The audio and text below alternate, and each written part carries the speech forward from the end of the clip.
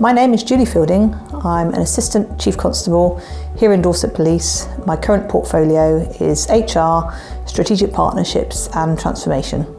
I have a national portfolio which is the lead nationally for intelligence standards and professionalisation. I've been in policing for 27 years and I've worked my way through the ranks. I was primarily a career detective up until the level of Chief Superintendent and then was Chief Superintendent BCU Commander. I left school at 16 and went to work and to college, and some sort of 3 or 4 years later decided that actually I wanted a career that would interest me, which gave me a number of options, which involved keeping people safe because that was really important to me, and I had a number of friends who were in policing, and so I applied to join Devon and Cornwall Police back in 1993. I became a detective constable with about 3 years service, and it was there really that I became interested in intelligence.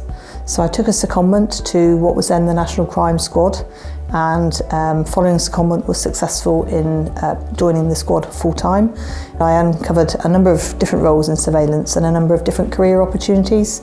At sergeant level, I was running the branch intelligence unit, which gave me a real interest in intelligence development. It was that role really that gave me the interest to come back to the force eventually and go on to a number of different career opportunities within intelligence.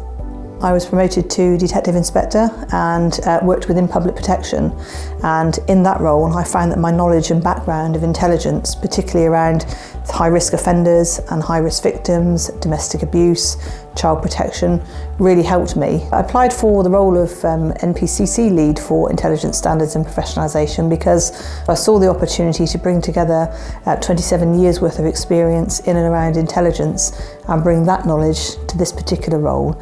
I've previously worked on PIP, the crime investigation equivalent to IPP, the intelligence professionalisation programme, and always felt that IPP was somewhat behind PIP in its development.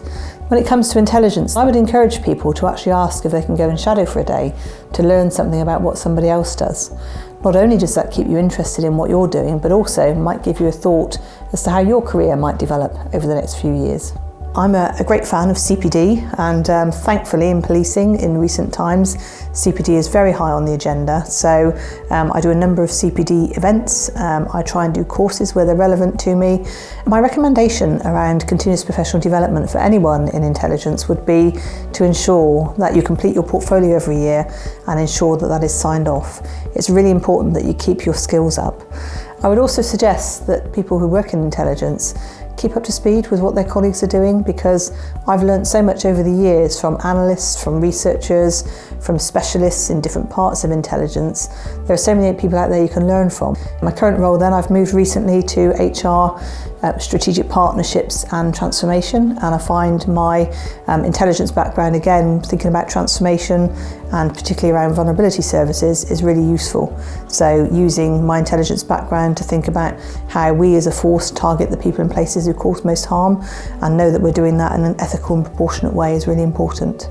I've had a number of career highlights, one of which came very early for me as a young detective constable when I worked with a victim of horrendous abuse over a 6-month period to secure sufficient evidence for her to take the offender to court. Keeping people safe is really important to me, and ensuring that those who break the law are held to account for their actions. And that was for me a really prominent moment in my career, and one that I've come back to time and again as my why and why I joined policing.